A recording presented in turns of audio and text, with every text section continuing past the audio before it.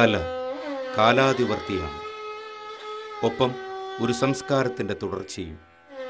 ജീവിതഗന്ധിയായ വഴികളിലൂടെ സഞ്ചരിച്ച് അത് പാരമ്പര്യത്തെ നിലനിർത്തുന്നു. പാടിത്തുള്ളിയുള്ള കഥ പറച്ചിലാണ് തുള്ളൽ. തുള്ളൽ കലയുടെ പുനഃസംവിധായകനാണ് കുഞ്ചൻ നമ്പ്യാർ.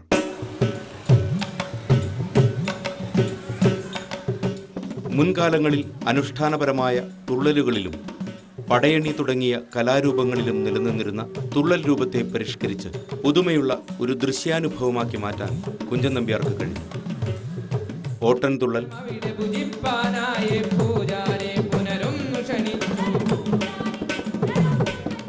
പറയൻ തുള്ളൽ,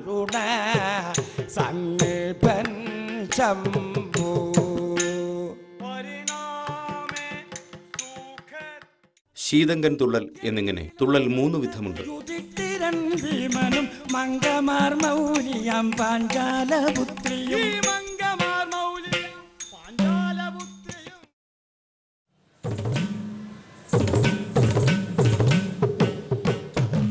പാലക്കാട് ജില്ലയിൽ ഒറ്റപ്പാലം താലൂക്കിൽ ലക്കിടി പേരൂർക്കട വില്ലേജിൽ കിള്ളിക്കുറിശി ശ്രീ മഹാദേവ ക്ഷേത്രത്തിന് സമീപം വടക്കുഭാഗത്തായിട്ടാണ് മഹാകവി കുഞ്ചൻ നമ്പ്യാരുടെ ജന്മഗൃഹമായ കലക്കത്തു ഭവനം.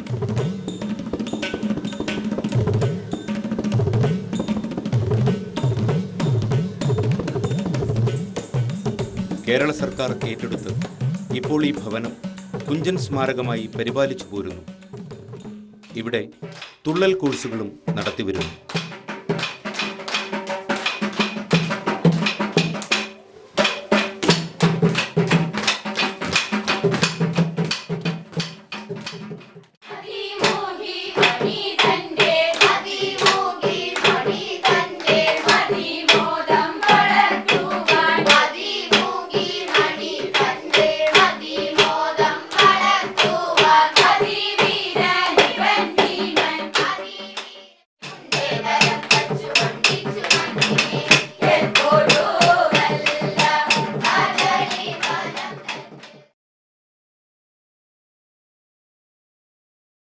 അത് ഇന്നുണ്ട് ആ കടാവിളക്ക്. അത് കത്തിക്കാനുള്ള സ്വാതന്ത്ര്യം മുഖ്യമന്ത്രിയോടാണ് ചോദിച്ച് വാങ്ങിയിട്ടുള്ളത്. ഞാൻ അതിനൊന്നും ഒരു കുഴപ്പവും വരില്ല എന്ന് അച്യുതമേനോണ്ടായിരുന്നില്ലേ, അദ്ദേഹമാണ് അനുവാദം തന്നത്. നിങ്ങൾക്ക് ഒന്നൊരു വിഷമവും വരില്ല, ഒക്കെ പഴയ മാതിരി തന്നെ നടത്താൻ. അത് മാറ്റി വെക്കട്ടെ ചോദിച്ചു ഞാൻ. അവിടെ നിന്ന് മാറ്റി വെക്കാൻ ഇത്തിരി സ്ഥലം തരണം ആ വടക്ക് ഭാഗത്ത് പറഞ്ഞു. മാറ്റി വെക്കൊന്നും വേണ്ട, അത് പഴയ മാതിരി ഇരുന്നോട്ടെ ഇത് വേണ്ടാണ് അദ്ദേഹം സമ്മതിച്ചിട്ടാണ് അത് അവിടെ വെച്ചത്. ഇന്നും ആ വിളക്ക് കത്തിക്കുന്നുണ്ട്. അത് ഞാൻ തന്നെയാണ് കത്തിക്കണതും. അയ്യപ്പനും ഭഗവതിയാണ്. അമ്മന്നൂർ അയ്യപ്പനാണ്. അമ്മന്നൂർ അയ്യപ്പൻ വരാൻ കാരണം ഈ വെള്ളുവക്കോൻ ഞങ്ങൾ ആദ്യം അമ്മന്നൂരാണ് താമസിച്ചിരുന്നത്. ഞങ്ങളുടെ കുടുംബം അവിടെ ഒരു കുടുംബം ഉണ്ടായിരുന്നു. അപ്പോൾ അവിടെ താമസിച്ചിരുന്നത്. അപ്പോൾ അവിടെ ഈ വെള്ളുവക്കോനാതിരിയായിട്ട് സാമൂതിരിയായിട്ടുള്ള ഉടക്കൽ കാലത്ത് അവിടുന്ന് പോരേണ്ടി വന്നു. അവിടെ താമസിച്ച പിറ്റേ ദിവസത്തേക്ക് നമ്മളെ കൊല്ലും എന്നുള്ള ഘട്ടം വന്നു. അപ്പോൾ ആ നിലയ്ക്ക് അവിടുന്ന് ഇങ്ങോട്ട് പോന്നു. അവിടുന്ന് പോന്നിട്ട് ഇവിടെ വന്നിട്ടാണ് താമസിച്ചത്. അപ്പോൾ അന്ന് അവിടുന്ന് കൊണ്ടുവന്നതാണ് അയ്യപ്പൻ്റെ വിഗ്രഹം, ആ പ്രതിമ, ആ കല്ലുകൊണ്ടുള്ളതുണ്ടല്ലോ, അത് അന്ന് അവിടുന്ന് കൊണ്ടുവന്നതാണ്. ഒരു മുത്തശ്ശി അന്ന് ഇവിടെ കൊണ്ടുവന്ന് വെച്ചത്. ഭഗവതി പിന്നെ ഇവിടെ ഉള്ളതായിരിക്കാം, ഭട്ടതിരുടെ ഇല്ലല്ലേ, അപ്പോൾ അത് ഇവിടെ ഉള്ളതാവും ചിലപ്പോൾ. അങ്ങനെയാണ് ആ വിളക്ക് ഇന്നും കത്തിക്കേണ്ട, മുടങ്ങാറില്ല, ഇപ്പോഴും കത്തുണ്ട്. തുള്ളൽ കലയുടെ ഉത്ഭവസ്ഥാനവും നമ്പ്യാർ ജീവിതത്തിൻ്റെ ഏറിയ പങ്കും ചെലവഴിച്ചിരുന്നതുമായ അമ്പലപ്പുഴയിൽ അമ്പലപ്പുഴ ക്ഷേത്രത്തിനടുത്ത് കുഞ്ചൻ നമ്പ്യാർ സ്മാരകം സ്ഥിതി ചെയ്യുന്നു. ആ സ്മാരകത്തെ ലോകപ്രസിദ്ധമാക്കി മാറ്റുക എന്നുള്ളതാണ് നമ്മൾ ലക്ഷ്യം വയ്ക്കുന്നത്. അദ്ദേഹം കുളിച്ച കുളം, അദ്ദേഹം പെരുമാറിയ മണ്ണ്, അദ്ദേഹം ചവിട്ടി നടന്ന മണ്ണ്, അതെല്ലാം നമുക്കിപ്പോൾ സ്വന്തമായിട്ടുണ്ട്. ഓഡിറ്റോറിയത്തിനേക്കാൾ അപ്പുറത്ത് ഇത് ഓഡിറ്റോറിയം യഥാർത്ഥത്തിൽ ആദ്യത്തെ സ്മാരകമായിട്ടുണ്ടാക്കിയ ഓഡിറ്റോറിയമാണ്. പക്ഷേ അദ്ദേഹത്തെ അടക്കം ചെയ്ത മണ്ണ് നമുക്ക് സ്വന്തമായിട്ട് ലഭിച്ചപ്പോൾ അത് സ്മൃതിമണ്ഡപമായിട്ട് നമ്മളിപ്പോൾ ഉയർത്തിക്കൊണ്ടിരിക്കുകയാണ്. ടൂറിസം വകുപ്പിൽ നിന്ന് 26 ലക്ഷം രൂപ ഇപ്പോൾ നടത്തി അതിൻ്റെ പുനരുദ്ധാരണം നടക്കുന്നു. ഓട്ടംതുള്ളലിനെ പ്രോത്സാഹിപ്പിക്കുന്നതിന് വേണ്ടി തുള്ളൽ പഠനം ഇവിടെ നടക്കുന്നു. ഇവിടെ 39 കുട്ടികൾ തുള്ളൽ പഠിക്കുന്നുണ്ട്. അവർക്ക് ആവശ്യമായ എല്ലാവിധ സഹായങ്ങളും നമ്മൾ, അവർക്ക് യൂണിഫോം കൊടുക്കുന്നുണ്ട്, അവർക്കുള്ള ഗ്രാൻഡ് കൊടുക്കുന്നുണ്ട്, അവർക്ക് ആവശ്യമായ എല്ലാ സഹായങ്ങളും നമ്മൾ ചെയ്യുന്നുണ്ട്. നമ്പ്യാർക്ക് ശേഷം തുള്ളൽ കല പല പരീക്ഷണങ്ങൾക്കും വിധേയമായിട്ടുണ്ട്. ഇന്നും വ്യത്യസ്തമായി നിലനിൽക്കുന്ന ചില സ്ത്രീകൾ തുള്ളൽ കലയിലെ പെൺ സാന്നിധ്യത്തെ അടയാളപ്പെടുത്തുന്നു.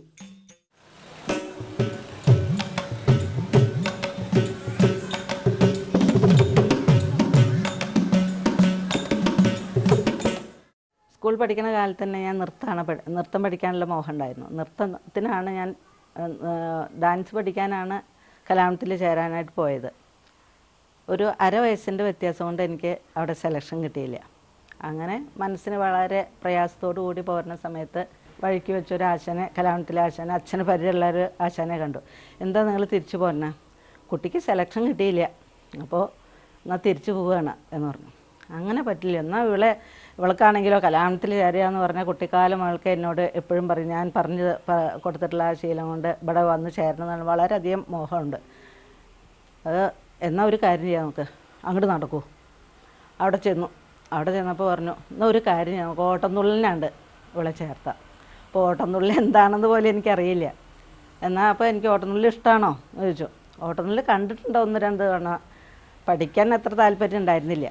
എന്നാൽ കലാമത്തിൽ ചേരുക, അതാണ് എൻ്റെ ഉദ്ദേശം. അങ്ങനെ കലാമത്തിൽ ചേർത്തി. അപ്പോൾ അങ്ങനെ സെലക്ഷൻ കഴിഞ്ഞു. ഒരാഴ്ചയ്ക്കുള്ളിൽ കാർഡ് വന്നു. ജൂൺ മാസത്തിൽ അവിടെ നിന്ന് വെച്ച് 1960 അവിടെ ചെന്ന് ചേർന്നത്. ഞാൻ കൂടെ പഠിച്ചിരുന്നവർ ആ നാട്ടുകാർ ചെറുതുരുത്തിക്കാരി തന്നെ ഒരു സരോജിനി എന്ന് പറഞ്ഞൊരു കുട്ടിയായിരുന്നു. ആ കുട്ടിയാണ് എൻ്റെ കൂടെ തുള്ളലും നടത്തിയിരുന്നു, പാടാനും. ആ കുട്ടിയുടെ പാട്ട് വളരെ വിശേഷമാണേനും നന്നായിട്ട് തുറന്ന് പാടുന്ന ഒരു സമ്പ്രദായമാണ്. പിന്നെ ചാത്രോങ് തായ്ലൻഡുകാരൻ ഒരാൾ, അങ്ങോരും എൻ്റെ കൂടെ പഠിച്ച ആളാണ്. പ്രഭാകരൻ ഇന്ന് തുള്ളൽ കൊണ്ട് നടത്തുന്നുണ്ട്, അങ്ങൊരു നല്ല പ്രസിദ്ധനായിട്ട് വരുന്നുണ്ട്. ഈ കഥകളിയിൽ തോടയം പുറപ്പാട് പോലെയും പിന്നെ ഭരതനാട്യത്തിൽ അലാരിപ്പ് ഒക്കെയാണ് ആദ്യം അവതരിപ്പിക്കുക. അതുപോലെ തന്നെ ചിട്ടപ്പെട്ട ഒരു സംഗതിയാണ് ഈ അരങ്ങുതാളം. അതിന് കുറച്ച് പ്രയാസമുണ്ട്. അതുപോലെ ഇങ്ങനെ വട്ടം വച്ചിട്ടുള്ള കലാശം, ഇതൊന്നും ഇന്ന് ആരും എടുക്കണ സമ്പ്രദായമേ ഇല്ല. അത് ചിട്ടോട് കൂടിയിട്ട് എൻ്റേതായിട്ടുള്ളൊരു ശൈലി ഞാൻ ചിട്ടപ്പെടുത്തിയിട്ടുണ്ട്. അത് കലാമത്തിലെ ചിട്ട വിടാതെ എന്തൊക്കെ മനോധർമ്മങ്ങൾ എനിക്ക് കാണിക്കാൻ പറ്റും അത് ഞാൻ ചെയ്യാറുണ്ട്. ഇന്നും അത് തുടർന്ന് പോകണമുണ്ട്. അതുകൊണ്ട് എൻ്റേതായിട്ടുള്ളൊരു ശൈലി ഞാൻ തീർത്തെടുത്തിട്ടുണ്ട് തുള്ളലിന്.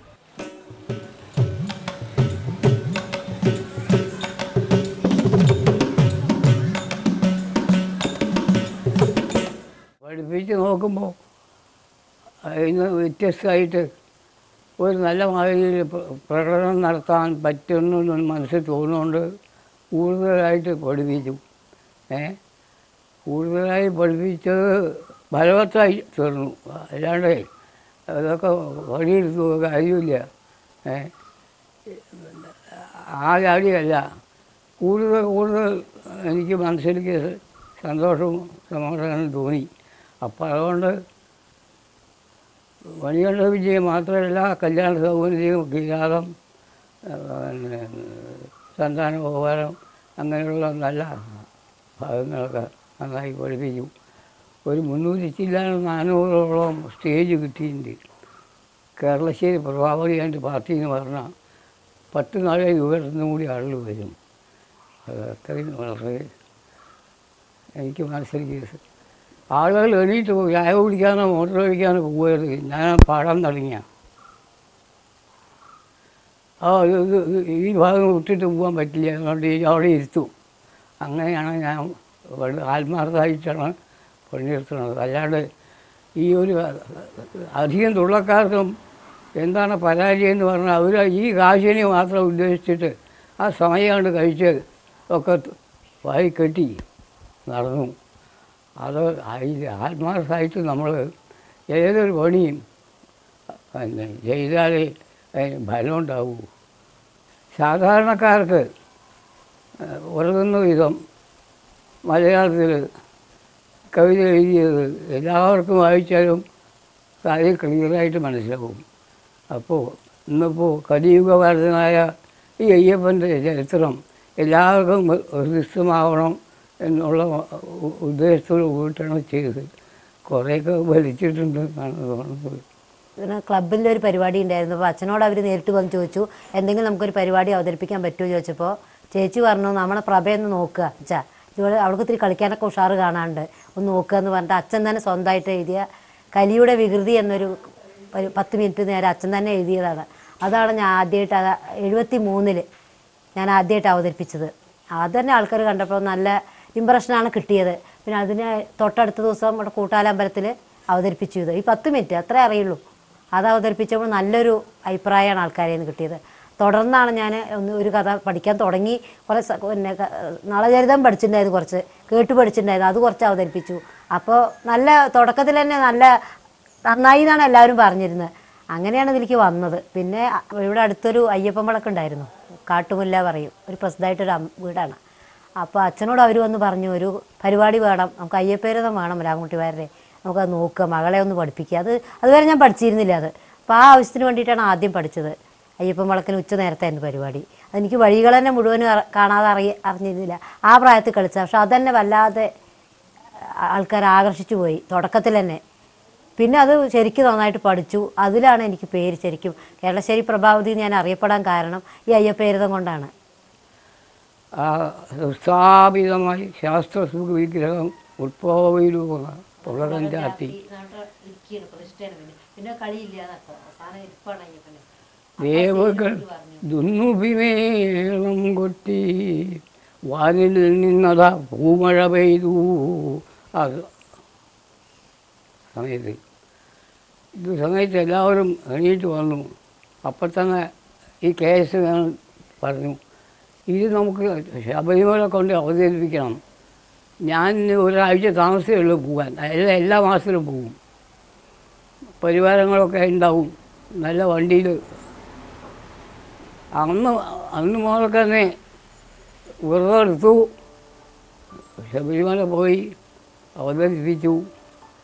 ആയിരക്കണക്കിന് ജനങ്ങളാണ്.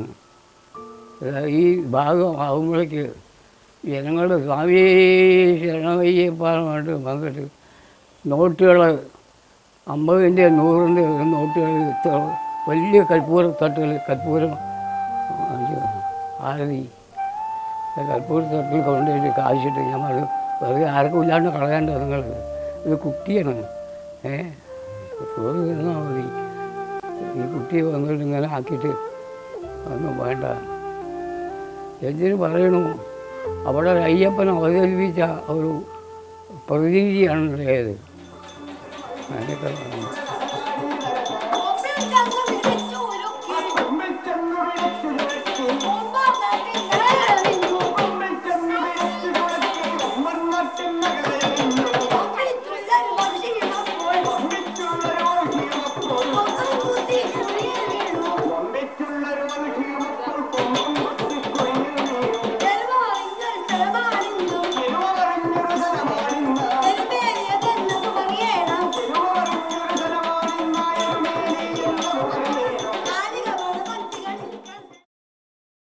എന്നെ സംബന്ധിച്ചുള്ള ഈ 30 കൊല്ലം ആയി, ഇപ്പോൾ സർവീസ് 29 കൊല്ലം കഴിഞ്ഞു. ഇത്രയും സർവീസിനിടയ്ക്ക് എത്രയോ പെൺകുട്ടികളെ നമ്മൾ പഠിപ്പിക്കുന്നുണ്ടായി. ഇതിൽ നിന്ന് വളരെ ഡിഫറൻ്റ് ആയിട്ടുള്ള ഒരു കാഴ്ചപ്പാട് ഈ ശർമ്മിളയ്ക്കുണ്ടായിരുന്നു. പഠിക്കണ കാര്യത്തിൽ അത് പഠിക്കാനുള്ള ഒരു ആർജവം ആ കുട്ടിക്ക് അന്നുണ്ടായിരുന്നു. പിന്നെ പലരും ഈ ഡാൻസിന് ഇത് കിട്ടാതെ വരുമ്പോൾ, അഡ്മിഷൻ കിട്ടാതെ വരുമ്പോൾ അവർക്കൊക്കെ ഒരു അഭയകേന്ദ്രമായിരുന്നു തുള്ളൽ കളരി. ഡാൻസിൽ നിന്ന് തുള്ളലിന് ചേരുക, തുള്ളലിന് ചേർന്നും കൊണ്ട് ഡാൻസ് പഠിക്കുക. അപ്പോൾ ഈ കുട്ടിയെ സംബന്ധിച്ചുള്ള ഈ കുട്ടിക്ക് മുഖ്യധാര തുള്ളലായിട്ട് കൊണ്ടുപോകാനാണ് ആ കുട്ടി ആഗ്രഹിക്കുന്നത്. മാത്രമല്ല ആ തുള്ളലിൽ എന്തെങ്കിലും ആവണം എന്നുള്ള ഒരു ചിന്താഗതിയുള്ള ഒരു അനുഗ്രഹീത വിദ്യാർത്ഥിനി എന്ന് വേണമെങ്കിൽ പറയാം. അത്രയും ഗുരുനാഥന്മാരോടുള്ള ഒരു ബഹുമാനവും ആ കലയോടുള്ള ഒരു അർപ്പണ മനോഭാവവും കുട്ടിക്കാലത്ത് ചെറിയ കുട്ടിയായിരിക്കുമ്പോൾ തന്നെ ഇവിടെ അറിയാം. കാരണം നമ്മൾ 8ാം ക്ലാസ് നമ്മൾക്ക് ചേർന്ന് നമ്മൾക്ക് ഡിഗ്രി വരെ അതിൽ 3/4 ഭാഗം എൻ്റെ അടുത്ത് തന്നെ പഠിച്ചിട്ടുണ്ട്. കലയോടുള്ള സമർപ്പണം, കലയോടുള്ള ആത്മാർത്ഥത, അതിൽ ശർമ്മിള മറ്റ് കുട്ടികളിൽ നിന്നും വേറിട്ട് നിൽക്കുന്നു.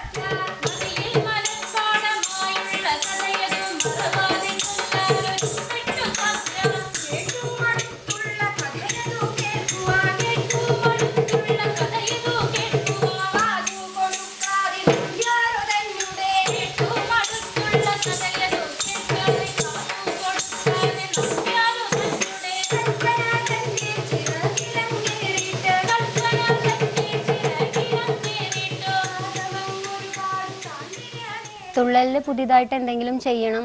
ഇത് ഞാൻ ആ വരിയിൽ പറഞ്ഞ പോലെ തന്നെ കേട്ടുമടുത്തുള്ള കഥയത് കേൾക്കാനുള്ളൊരു പുതിയത് കേൾക്കാൻ ജനങ്ങൾ ആഗ്രഹിക്കും എന്നൊരു ധാരണയിലാണ് പുതിയൊരു കഥ രചിക്കണം എന്ന് തോന്നിയത്. അപ്പോൾ അങ്ങനെ ഒരു തുടക്കം തുള്ളലിൻ്റെ ഉദ്ഭവത്തിൽ നിന്ന് ആവട്ടെ, ഉദ്ഭവ ചരിത്രത്തിൽ നിന്നാവട്ടെ എന്ന് കരുതിയിട്ടാണ് പൂർവ്വസൗഗന്ധികം എന്ന പേരിൽ ഉദ്ഭവത്തിൻ്റെ ഐതിഹ്യത്തെ അടിസ്ഥാനമാക്കിയിട്ട് ചെയ്തത്. കുഞ്ചൻ നമ്പ്യാരാശാൻ ഉണ്ടാക്കി വെച്ചൊരു ഒരു ചട്ടക്കൂടുണ്ട്. അപ്പോൾ ആ ചട്ടക്കൂടുകളിൽ വാക്കുകളെ അടുക്കി വയ്ക്കാൻ വേണ്ടിയിട്ട് കുറച്ച് ബുദ്ധിമുട്ടുണ്ടായി. കാരണം എന്താ വെച്ചാൽ നമ്മൾ സാഹിത്യത്തിൽ പ്രാവീണ്യം നേടിയിട്ടുള്ള ആളുകളല്ല. അപ്പോൾ സ്കൂളിലും കോളേജിലൊക്കെ പഠിച്ചിട്ടുള്ള ഒരു പരിചയമാണ് നമുക്ക് ഭാഷയായിട്ടുള്ളൂ. അല്ലാതെ മലയാള ഭാഷയിൽ നമ്മൾ പ്രത്യേകമായിട്ട് പഠനങ്ങൾ അതിനൊന്നും ചെയ്തിട്ടില്ല. പിന്നെ ഈ കൃതിയുമായിട്ട് ഇത് രചിക്കാൻ ബന്ധപ്പെട്ട് ഇതിലേക്ക് ആവശ്യമുള്ള ഡാറ്റകൾ ശേഖരിക്കാൻ വേണ്ടി കുറച്ച് പഠനങ്ങളൊക്കെ നടത്തിയിട്ടുണ്ട്. സമുദായങ്ങളുമായിട്ട് ബന്ധപ്പെട്ട് ചാക്യാർ സമുദായം, അതുപോലെ കൂത്തിന് ഉപയോഗിക്കുന്ന അങ്ങനെ ചിലതൊക്കെ നടത്തിയിട്ടുണ്ടെന്നല്ലാതെ വലിയൊരു പ്രതിസന്ധി ഉണ്ടായിട്ടില്ല. ഞാനൊരു തുള്ളൽ അവതരിപ്പിക്കുന്ന കൂടി ആയതുകൊണ്ട് അപ്പോൾ ഞാൻ തുള്ളൽ അവതരിപ്പിക്കുമ്പോൾ എനിക്ക് കൂടുതൽ അവതരിപ്പിക്കാൻ താല്പര്യമുള്ള ഭാവങ്ങൾ അങ്ങനെയുള്ള കുറച്ച് കാര്യങ്ങളൊക്കെ ഞാൻ അതിൽ ഉൾപ്പെടുത്താൻ ശ്രമിച്ചിട്ടുണ്ട്. കൂടുതൽ ചടുലമായിട്ടുള്ള താളങ്ങളും പിന്നെ ഒരേ താളത്തിൽ പോവാതെ ഇടയ്ക്കിടയ്ക്ക് മുറിഞ്ഞ് താളങ്ങൾ, ഇടഞ്ഞ താളങ്ങൾ ചേർത്ത് ചെയ്യാൻ വേണ്ടിയിട്ട് ശ്രദ്ധിച്ചിട്ടുണ്ട്. ദുഷിച്ചോരു സമൂഹത്തെ അമർച്ച ചെയ്തിടുവാൻ ദുഷിപ്പുകൾക്കിടയിലും മുഷിപ്പേതും തോന്നിടാതെ ചിരിച്ചും ചിരചിന്തയാക്കിയും ചരിച്ചോരു മഹാധീരൻ കവികുലതിലകം കുഞ്ചൻ നമ്പ്യാർ കവിതകളെഴുതി കാലം ചെയ്തു. ഇങ്ങനൊരു ഭാവം, ഇങ്ങനെ ഒരു കുറച്ച് 4 വരി കഴിയുമ്പോൾ താളം ഒന്ന് മാറ്റാൻ വേണ്ടിയിട്ട് മനഃപൂർവ്വം ശ്രമിച്ചിട്ടുണ്ട്. കുഞ്ചൻ നമ്പ്യാർ ഉണ്ടാക്കി വെച്ചിട്ടുള്ളൊരു പ്രമേയത്തിലൊരു ഘടനയുണ്ട്. അപ്പോൾ അത് പുരാണങ്ങളിൽ നിന്ന് എടുത്ത് ചെയ്യുക എന്നുള്ളൊരു ഘടന. അപ്പോൾ ആദ്യമായിട്ട് നമ്മളത് ചെയ്യുമ്പോൾ ആ ഒരു നിയമങ്ങൾ പാലിച്ചുകൊണ്ട് തന്നെ ചെയ്യണം എന്നുള്ളൊരു ആഗ്രഹത്തിൻ്റെ പുറത്താണ് അങ്ങനെ ചെയ്തത്. അപ്പോൾ ഈ പൂർവ്വസൗഗന്ധികത്തിൽ അവസാനിക്കുന്നില്ല നമ്മുടെ രചനകളും ഇതൊന്നും. സ്വന്തം അനുഭവങ്ങൾ എന്നതിലുപരി നമ്മുടെ സമൂഹമായിട്ട് കൂടുതൽ ആനുകാലിക പ്രശ്നങ്ങളെ ഉൾപ്പെടുത്തിക്കൊണ്ട് ചെയ്യണമെന്ന് ആഗ്രഹം ഉണ്ടായതിന് വേണ്ടിയിട്ട് ശ്രമിക്കുന്നുണ്ട്.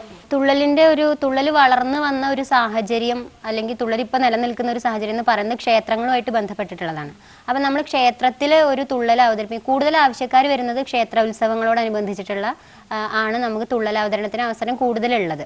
അപ്പം അതുകൊണ്ട് തന്നെ ഒരു ക്ഷേത്രത്തിൽ തുള്ളൽ അവതരിപ്പിക്കുമ്പോൾ സാമ്പ്രദായികമായിട്ടുള്ള ചട്ടക്കൂടിൽ നിന്നും വിട്ടുപോകാൻ ഒന്നുകിൽ ക്ഷേത്രം ഭാരവാഹികൾ സമ്മതിക്കില്ല, അതല്ലെങ്കിൽ നമ്മൾ കലാകാരൻ എന്ന നിലയ്ക്ക് നമുക്ക് അതിനുള്ള ധൈര്യം ഉണ്ടാവില്ല. പരീക്ഷണങ്ങൾക്ക് ഒരിക്കലും ക്ഷേത്രങ്ങൾ വേദിയാവാൻ നമുക്ക് അവസരം കിട്ടാറില്ല. ക്ഷേത്രത്തിന് പുറത്തുള്ള വേദികൾ തുള്ളൽക്കാരന് കിട്ടുന്നത് വളരെ അപൂർവമായിട്ടാണ്. അപ്പോൾ അതുകൊണ്ട് തന്നെ പരീക്ഷണങ്ങൾ വല്ലാതെ ജനങ്ങളിലേക്ക് എത്തിക്കാൻ കഴിയാതെ വരുന്ന ഒരു സാഹചര്യമുണ്ട്. അപ്പോൾ അതുകൊണ്ടായിരിക്കും പരീക്ഷണങ്ങൾ കൂടുതൽ വിജയിക്കാത്തതെന്ന് തോന്നുന്നു. എൻ്റെ തൊട്ട് സീനിയറായി കലാമണ്ഡലത്തിൽ പഠിച്ചിരുന്ന ചേച്ചിയാണ് ഷർമിള ചേച്ചി. ചേച്ചി പൂർവ്വസൗഗന്ധികം എന്നൊരു തുള്ളൽ കൃതി രചിക്കുകയുണ്ടായി. അതിനെക്കുറിച്ച് എനിക്ക് പറയാനുള്ളത് ഭയങ്കര ആസ്വാദ്യമായി ഞങ്ങൾക്ക് എല്ലാവർക്കും തോന്നി. കാരണം സ്ത്രീകളുടെ പക്ഷത്തു നിന്ന് ഇങ്ങനൊരു കൃതി രചിക്കാനുണ്ടായത് ഞങ്ങൾക്ക് ഭയങ്കര അനുഭവമായി തോന്നി. സ്ത്രീകൾ തന്നെയാണ് ഇങ്ങനെ പല പരീക്ഷണങ്ങളും ചെയ്തു വരുന്നത്. ഇതുപോലെ തന്നെ നമ്പ്യാരുടെ ജീവചരിത്രം ശ്രീജ ചേച്ചി അവതരിപ്പിക്കുകയുണ്ടായിട്ടുണ്ട്.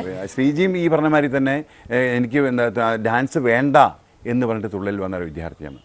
അന്ന് കഥകളി ആചാര്യനായ മറ്റേ മടവൂർ വാസൻ ആശാനൊക്കെയായിരുന്നു ഇൻ്റർവ്യൂവിൽ. അന്ന് ഈ കുട്ടിയുടെ തുള്ളൽ കണ്ടിട്ട് അവരൊക്കെ അന്തം വിട്ടുപോയിട്ടുണ്ട്. ഈ കുട്ടി തുള്ളൽ പഠിച്ചിട്ട് തന്നെ ശ്രീജ വന്നിരിക്കുന്നത്. അത് വേറെ ശൈലിയാണ്. പക്ഷേ ശൈലിയാണെങ്കിൽ പോലും ഞങ്ങളെപ്പോലും ചൂണ്ടി കളിയാക്കിയിട്ടാണ് അവൾ ഇൻ്റർവ്യൂവിന് വന്നത്. അതായത് ഒരു സ്ത്രീ ആണെങ്കിൽ പോലും അവളുടെ ഓരോ ചലനങ്ങളിലും പെർഫോമൻസിലും ഒരു പുരുഷ മേധാവിത്വം നമുക്ക് സമ്മേളിച്ച് കാണാം. അപ്പോൾ ആ ഇൻ്റർവ്യൂ തന്നെ വളരെയധികം ഞങ്ങളെ ആകർഷിച്ച ഒരു സംഭവമാണ് ശ്രീജി. അവൾക്ക് എന്നാൽ ഡാൻസ് പഠിച്ചിട്ട് അവളെ പരീക്ഷിക്കാൻ വേണ്ടി കുട്ടി ഡാൻസല്ലേ കുറച്ചുകൂടി നല്ലതെന്ന് നിങ്ങൾ കുറേ ഇൻ്റർവ്യൂവിൽ പറഞ്ഞപ്പോൾ എനിക്ക് ഡാൻസ് വേണ്ട, തുള്ളൽ മാത്രമേ വേണ്ടൂ.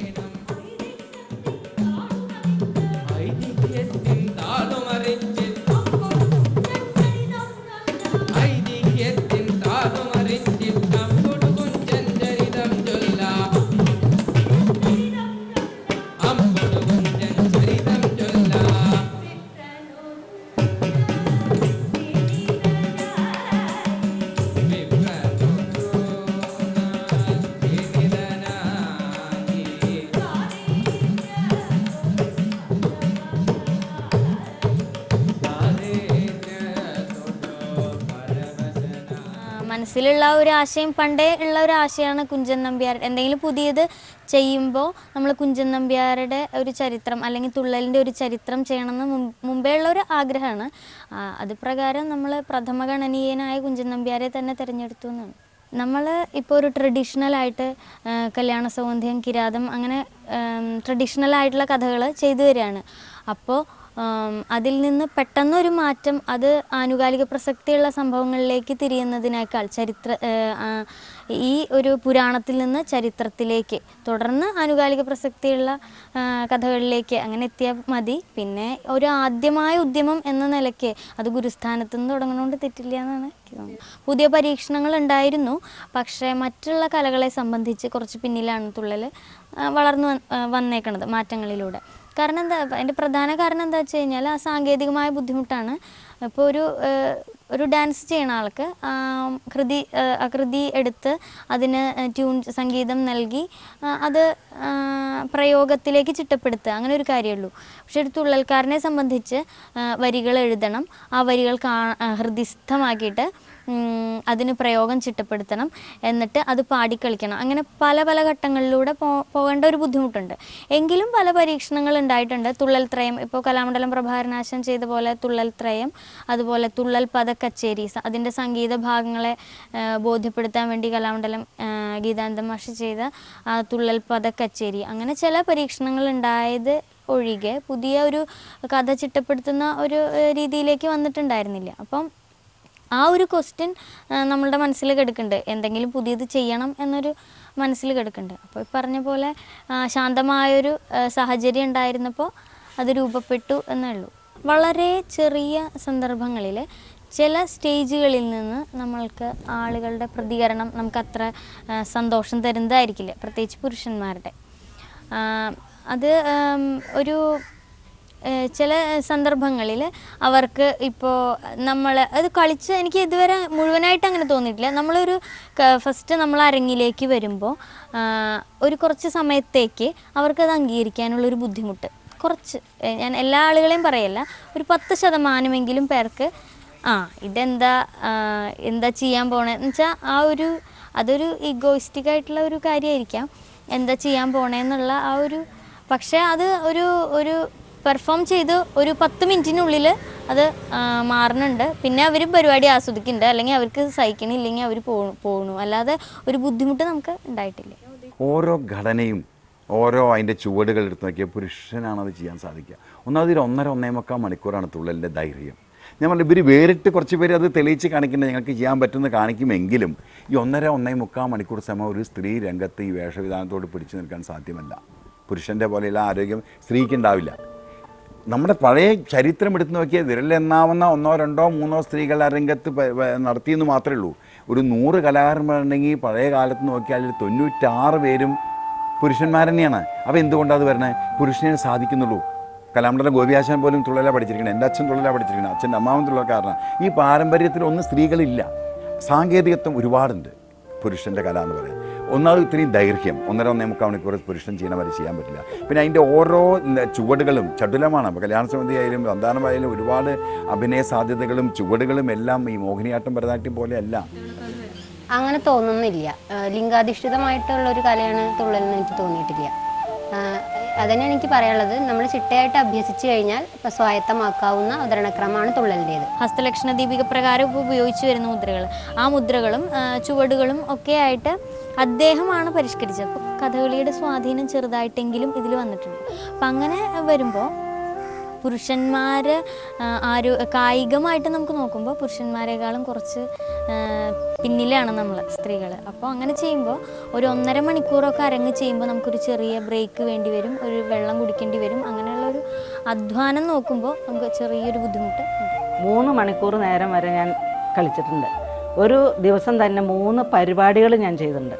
കാരണം ഒരു ദിവസം ഈ 3 മണിക്കൂർ ഒരിക്കൽ കഴിഞ്ഞ് വേഷം അഴിക്കാതെ മറ്റൊരു ഒരിക്കൽ, അത് കഴിഞ്ഞാൽ അവിടുന്ന് വീണ്ടും വേഷം അഴിക്കാതെ വേറൊരു ഒരിക്കൽ, അങ്ങനെ 3 തുള്ളലുകൾ കലാമണ്ഡലത്തിലെ ചരിത്രത്തിലുണ്ടാവില്ല. അങ്ങനെ ഞാൻ ചെയ്തിട്ടുണ്ട്. അങ്ങനെ ഒരു അനുഭവം ഉണ്ടാവില്ല. എനിക്ക് ഒരിക്കലും ക്ഷീണമാവട്ടെ യാതൊന്നും അനുഭവപ്പെട്ടിട്ടില്ല. കുറച്ച് നേരം ഒരു അരമണിക്കൂറൊക്കെ കഴിഞ്ഞാൽ കുറച്ച് വെള്ളം മേടിച്ച് കുടിക്കും, അത്രയേ ഉള്ളൂ. അത് കഴിഞ്ഞാൽ വീണ്ടും അതിശൗര്യത്തിൽ തന്നെ അതിശക്തിയിൽ തന്നെ ഞാൻ വീണ്ടും അവതരിപ്പിക്കാറുണ്ട്. അതിനൊന്നും യാതൊരു ക്ഷീണം തോന്നിയിട്ടില്ല. തുള്ളൽ അവതരിപ്പിക്കുന്ന നാണം പാടില്ല, എന്തും ചെയ്യാൻ തയ്യാറായിരിക്കണം. ആ രീതിയിലൊരു നോട്ടം നോക്കിക്കഴിഞ്ഞാൽ കുറച്ച് മെജോറിറ്റി എന്തിനും ഏതിനും തയ്യാർ എന്നുള്ളൊരു സ്വഭാവം പുരുഷന്മാർക്ക് കൂടുതൽ ഉണ്ടാകാറുണ്ട്. പെൺകുട്ടികൾ ആ ഒരു സ്ഥലത്ത് വരുമ്പോൾ അവരൊന്ന് ഷൈ ആവും, അല്ലെങ്കിൽ അതൊക്കെ ചെയ്താൽ ശരിയാവുമോ, അതെങ്ങനെ വിചാരിക്കും എന്നുള്ളൊരു ചിന്താഗതി വന്നതുകൊണ്ടാകാം ഇതൊരു പുരുഷ മേധാവിത്വം അല്ലെങ്കിൽ പുരുഷന്മാർ മാത്രം ചെയ്താൽ ഇത് ആ കലാരൂപം നന്നാവുകയുള്ളൂ എന്ന് പറയാൻ കാരണം. കോമൺ ആയിട്ട് നോക്കിയാൽ അതിൽ 100 പെൺകുട്ടികളിൽ ഈ 1-2 കുട്ടികളെ മാത്രമേ എനിക്ക് എടുത്തു പറയാൻ പറ്റുന്നുള്ളൂ. അതെന്തുകൊണ്ട്? അത് അവരിൽ മാത്രമുള്ള പ്രതിഭയാണ്. അതിനുവേണ്ടി അവർ അത്രയും വർക്ക് ചെയ്യണതുകൊണ്ട് അവർ പുരുഷൻ്റെ അടുത്ത് എത്താൻ ശ്രമിക്കുന്നു. ഞങ്ങൾക്ക് എന്തുകൊണ്ട് സാധിക്കുന്നില്ല വെച്ചാൽ. പക്ഷേ പൊതുവെ എടുത്ത് നോക്കിയാൽ നമുക്ക് മനസ്സിലാക്കാം അതിൻ്റെ സാങ്കേതികത്വം, അതിൻ്റെ അവതരണ രീതി, അതിൻ്റെ ഒരു രൂപം, ഭാവം, വേഷം, അതിൻ്റെ ദൈർഘ്യം, ഇതെല്ലാം നോക്കി അത് പുരുഷനെ സാധിക്കുള്ളൂ എന്നുള്ളതാണ്. ഞങ്ങളൊക്കെ എപ്പോഴും കളിയാക്കിയിട്ടല്ല, നല്ല പുകഴ്ത്തിയിട്ട് തന്നെ പറയാറ്. അങ്ങനെ എന്തിനാ ഇപ്പോൾ കലാമുണ്ടൻ രാമൻകുട്ടിയാശാനും ഹരിദേവിയും ഒപ്പം നിന്ന് ഏതാ രാമൻകുട്ടിയാശാൻ എന്നറിയില്ല എപ്പോഴും ഞങ്ങൾ പറയും. അപ്പോൾ ആ കുട്ടി ഇപ്പോൾ ഹസ്ബൻഡൊക്കെ പെട്ടെന്ന് അറ്റാക്കായിട്ട് മരിച്ചിട്ട് ഇപ്പോൾ 1 കൊല്ലമായിട്ട് തുള്ളൽ രംഗത്തേക്കൊന്നും ഇല്ല. ഇപ്പോഴാണ് സ്ത്രീകൾ കുറച്ചുകൂടി സജീവമായി. പഴയ കാലത്തുള്ള പഠിച്ചു കഴിഞ്ഞാൽ അവർക്ക് വേണ്ടത്ര സ്റ്റേജും അവസരമൊന്നും ഇല്ല. ഓട്ടോമാറ്റിക് കല്യാണം വരെ ഇങ്ങനെ പിടിച്ചു നിൽക്കും. കല്യാണം കഴിഞ്ഞിട്ട് അവർ വേറെ ലോകത്തേക്ക് പോകും. വിവാഹം വരെ തന്നെയായിരുന്നു ഇതൊരു പണിയെടുത്തിട്ടുണ്ടായിരുന്നു. പിന്നെ ജോലി പെട്ടെന്ന് കിട്ടി. പിന്നെ ഈ മൂത്ത മകൻ 1.5 വർഷത്തിനുള്ളിൽ അവനായി. അപ്പോൾ പിന്നെ അങ്ങനെ വിട്ട് പിന്നാക്കം പോയിക്കൊണ്ടിരിക്കുകയായിരുന്നു. എനിക്ക് അവസരങ്ങളിലെ കുട്ടിയെ, ചെറിയ കുട്ടിയാണ്. ഒന്നുകിൽ കലയ്ക്ക് വേണ്ടി ജീവിതം സാക്രിഫൈസ് ചെയ്യണം, അല്ലെങ്കിൽ ജീവിതത്തിന് വേണ്ടി കല സാക്രിഫൈസ് ചെയ്യണം. ആണുങ്ങളെ സംബന്ധിച്ചോളം അങ്ങനെ ഒരു സാക്രിഫൈസ്, അവരുടെ ലൈഫ് സാക്രിഫൈസ് ചെയ്തുകൊണ്ട് അവരുടെ കല നിലനിർത്തേണ്ട ഒരു അന്തരീക്ഷം ഇല്ല. സ്ത്രീകളെ സംബന്ധിച്ച് ഈ കുടുംബാന്തരീക്ഷത്തിൽ നിന്ന് മാറി നിന്നുകൊണ്ട് കലയെ പ്രോത്സാഹിപ്പിക്കുമ്പോൾ ഒരു പുരുഷൻ മാറി നിൽക്കുന്നതിനേക്കാൾ കുടുംബാന്തരീക്ഷത്തിൽ നഷ്ടങ്ങൾ ഉണ്ടാവും. നമ്മൾ കലയോടുള്ള ഒരു അഭിനിവേശം കൊണ്ട് മാത്രമല്ല ഒരു കലാപഠനത്തിന് മുതിരുന്നത്, മറിച്ച് അപ്പുറത്തൊരു ജീവിതോപാധി എന്നുള്ള ഒരു വസ്തുത കൂടിയുണ്ട്. അപ്പോൾ അത്തരത്തിലുള്ള അവസരങ്ങൾ തുള്ളൽ കൊണ്ട് ജീവിക്കുക എന്നുള്ളൊരു രീതി നമുക്ക് സാധിക്കില്ല എന്നൊരു പൊതുധാരണ കൊണ്ടായിരിക്കാം ഇന്നും ക്ഷേത്രകലകളിൽ തന്നെ ഒതുങ്ങി നിൽക്കുന്നത്. പൊതു സ്റ്റേജുകളിലും പരിപാടികളിലും ഈ ഓട്ടംതുള്ളൽ പറഞ്ഞപ്പോൾ നല്ലൊരു എന്തെങ്കിലും സമ്മേളനമാണെങ്കിൽ വെക്കുന്നില്ല അവർ. വേറെ വല്ല ഫ്യൂഷനോ അങ്ങനെയൊക്കെയാണ് വെക്കുന്നത്. തുള്ളൽ പഠിപ്പിക്കുക, തുള്ളൽ കൊണ്ട് നടന്നിട്ടൊന്നും നമുക്ക് ജീവിക്കാൻ പറ്റില്ല. അതിനുള്ള വരുമാനമൊന്നും അതിന് കിട്ടുന്നുമില്ല. ഭരതനാട്യ ക്ലാസ് എടുത്താൽ ഭരതനാട്യത്തിന് ധാരാളം ഫീസുകൾ കിട്ടും. ഇതിനൊന്നും അത്ര ഇത് കിട്ടില്ല. അതുകൊണ്ട് കുട്ടികൾ ചിലർക്ക് പിന്നെ എന്താ വെച്ചാൽ കല്യാണം കഴിഞ്ഞാലും അതിനെ പ്രോത്സാഹിപ്പിക്കാൻ ഭർത്താക്കന്മാരെങ്കിലും ഉണ്ടാവും. ഇത് അതും ഇല്ലാത്തവരെന്ത് ചെയ്യും, അത് ആ കല്യാണത്തോടു കൂടി അവിടെ അവസാനിപ്പിക്കുകയാണ്. അർഹിക്കുന്ന ഒരു അംഗീകാരം കിട്ടാത്തത് കൊണ്ടാവാം ഒരു കാരണം. മറ്റൊരു കാരണം ഇതൊരു പുരുഷ കലയായതുകൊണ്ടായിരിക്കാം. സ്ത്രീകളെ സംബന്ധിച്ച് നൃത്തത്തിന് അംഗീകരിക്കുന്ന, നൃത്തം ചെയ്തോട്ടെ എന്ന് അംഗീകരിക്കുന്ന പുരുഷന്മാരുണ്ടായിരിക്കാം. പക്ഷേ ഇതൊരു പുരുഷ കലയായ തുള്ളൽ ചെയ്യുന്നതിൽ താല്പര്യം പ്രകടിപ്പിക്കാത്തതുകൊണ്ടായിരിക്കാം.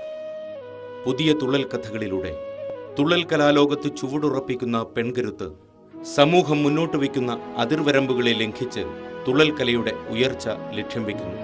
തുള്ളൽ കലയുടെ ഉന്നമനം മാത്രം തപസ്യയാക്കിയ ഈ അപൂർവത വിസ്മരിക്കാതിരിക്കലാണ് ഓരോ കലാസ്നേഹിയുടെയും അടിസ്ഥാന ധർമ്മം, കലാകാരൻ്റെയും.